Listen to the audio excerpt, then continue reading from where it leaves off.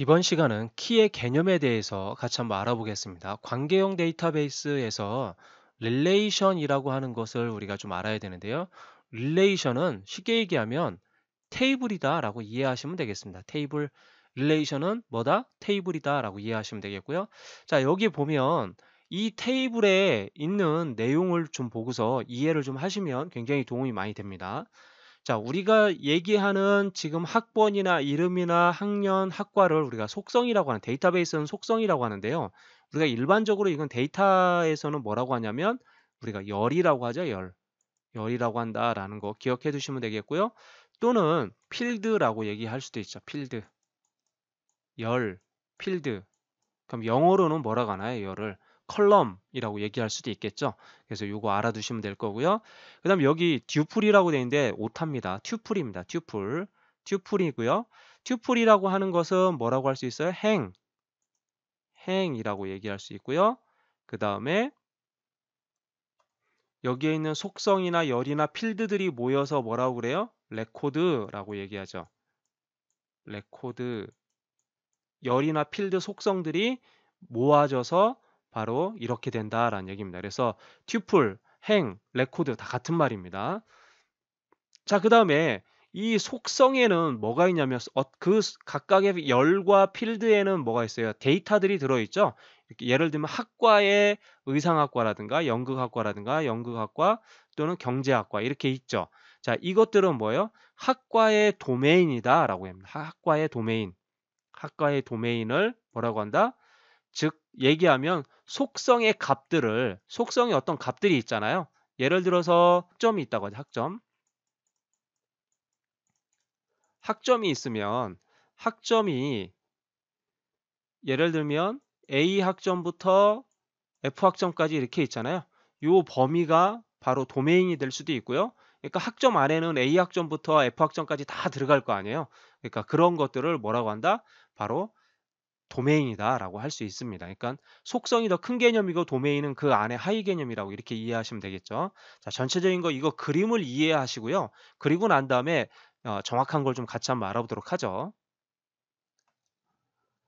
자, 속성, 애트리뷰트라고 이렇게 얘기하는데요. 자, 속성은 데이터베이스를 구성하는 가장 작은 논리적인 단위, 그것이 바로 뭐예요? 필드에 해당하는 거고 열이라고 얘기할 수도 있다라는 얘기죠. 같은 말입니다. 같이 알아두시고요.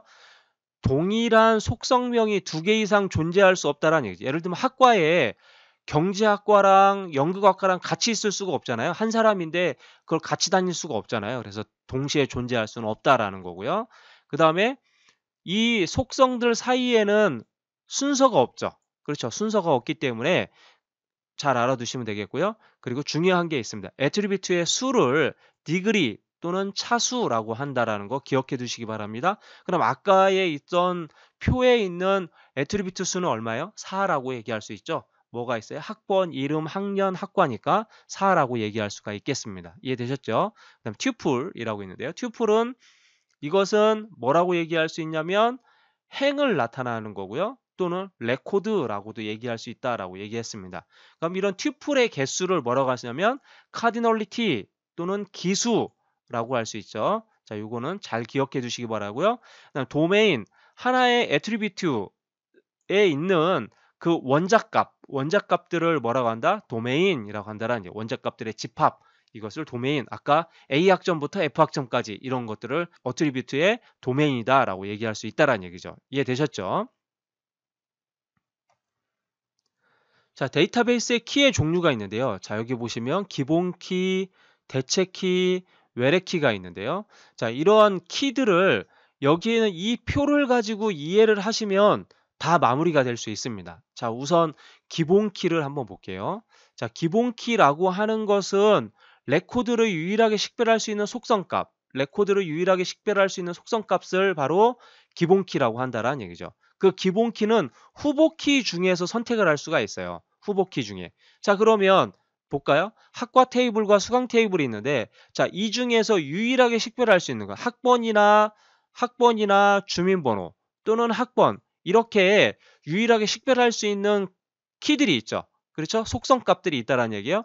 그럼 우리가 학번이라고 하는 걸 기본 키로 정했다면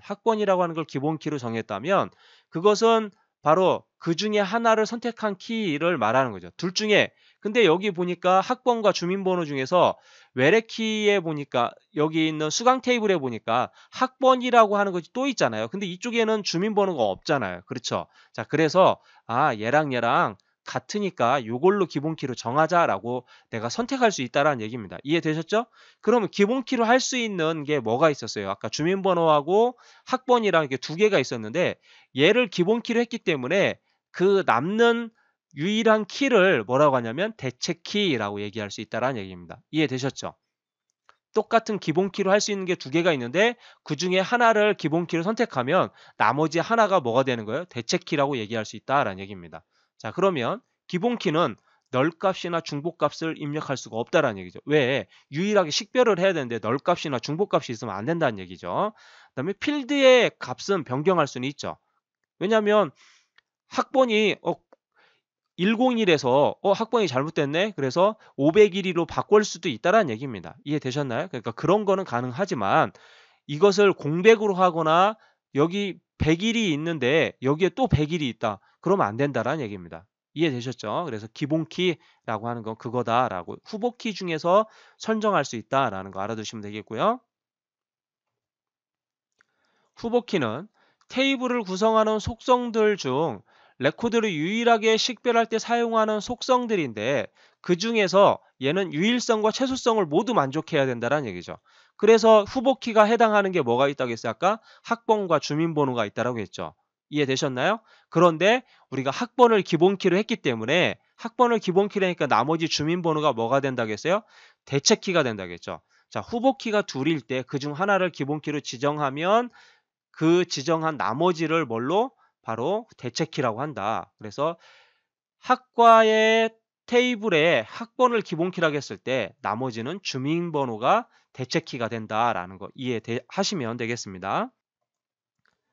네, 외래키 또는 외부키가 있는데요.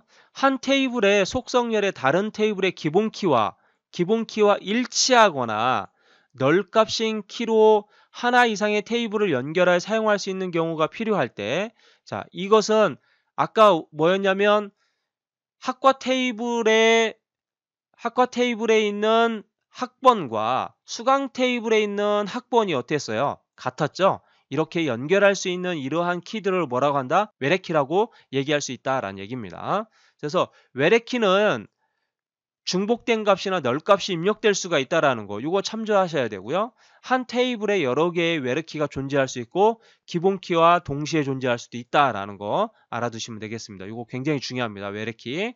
그래서 이 부분이 좀 많이 어려워하기 때문에 자꾸 헷갈리죠. 혼동이 되죠. 그래서 그런 부분들을 좀 잘 구분할 수 있어야 된다라는 얘기입니다. 그래서 여기 보니까 널값인 키로 연결하여 사용할 경우도 필요하다라고 하기 때문에 외래키 하면은 고유해야 되나 이렇게만 생각할 수 있는데 그건 아니다라는 얘기. 기본키만 고유한 거고요. 그것을 연결할 때는 굳이 고유하지 않아도 사용할 수는 있다라는 얘기입니다. 널값도 쓸 수 있다라는 것도 기억해 두셔야겠네요. 자, 그 다음에 슈퍼키가 있죠. 슈퍼키는 한 테이블 내에 있는 속성들의 집합으로 구성된 키, 이것이 바로 슈퍼키다라는 얘기죠. 예를 들면 학과 테이블에 학번, 학번, 이름 이런 것들을 바로 슈퍼키라고 할 수 있다라는 얘기입니다. 학번을 가지고 학과를 가져오거나 학번을 가지고 이름을 가져오거나 이럴 수 있다라는 얘기죠. 그래서 테이블을 구성하는 모든 속성에 대한 유일성은 만족하지만 최소성은 만족하지 못한다라는 거 기억해 주시면 되겠죠. 최소성은 만족하지 못한다. 그것이 슈퍼키다라고 알아두시면 되겠습니다. 자, 무결성 제약 조건. 무결성에는 크게 개체 무결성이 있고요. 참조 무결성이 있는데 개체 무결성은 테이블에서 기본키를 구성하는 속성값은 널값이나 중복값을 가질 수 없다라고 하는 기본키의 정의라고 생각하시면 되겠죠. 기본키의 정의가 바로 뭐다? 개체 무결성이다라고 이해하시면 되겠고요. 그래서 학과 테이블에서 학번이 기본키로 지정되면 레코드를 추가할 때 이름이나 주민번호나 속성값에는 입력하지 않아도 되지만 기본키로 지정되는 학번 속성에는 반드시 널값이 있으면 안 되기 때문에 입력을 해야 된다. 그런 의미입니다. 또는 중복값을 입력할 수도 없다라는 얘기죠. 이해되셨나요? 개체 무결성이 바로 이 얘기고요. 굉장히 중요합니다. 시험에 잘 나와요. 그 다음에 참조 무결성. 두 테이블에 연관된 레코드 사이에 일관성을 유지하는 데 사용하는 것이 참조 무결성이에요. 그래서 이거 같은 경우는 속성들의 집합에 대한 테이블의 한 값이 반드시 다른 테이블의 속성 값으로 나타나도록 보장해야 하는 것이 바로 참조 무결성이다라는 얘기죠. 그래서 학과 테이블의 학번과 수강 테이블의 학번이 있기 때문에 참조 무결성의 관계라고 얘기할 수 있다는 얘기죠. 근데 학과 테이블에 학번이 없을 경우에는 수강 테이블에 학번을 추가할 수가 없겠죠. 이해되셨나요? 그래서 이게 기본 키로 되어 있기 때문에 여기에 있는 외래 키에 있는 수강 테이블에 있는 학번에 추가할 수가 없다라는 얘기입니다. 이해되셨죠? 잘 기억해 두시기 바랍니다. 자, 여기에 있는 키의 개념에 대한 부분은 무조건 시험에 나온다라고 보시면 됩니다. 그래서 이 부분은 반드시 알아야 되셔야 되고요. 자, 릴레이션이라든가 또는 속성, 튜플, 도메인, 기본키, 후보키, 대체키, 외래키, 슈퍼키, 참조 무결성, 개체 무결성 이런 부분들 전부 다 하나도 안 중요한 게 없어요. 다 중요해요. 이 부분은 매 시험에 한 번씩 꼭 문제가 나온다라고 이해하시고 이 부분은 반드시 학습하고 가셔야 됩니다. 수고하셨습니다.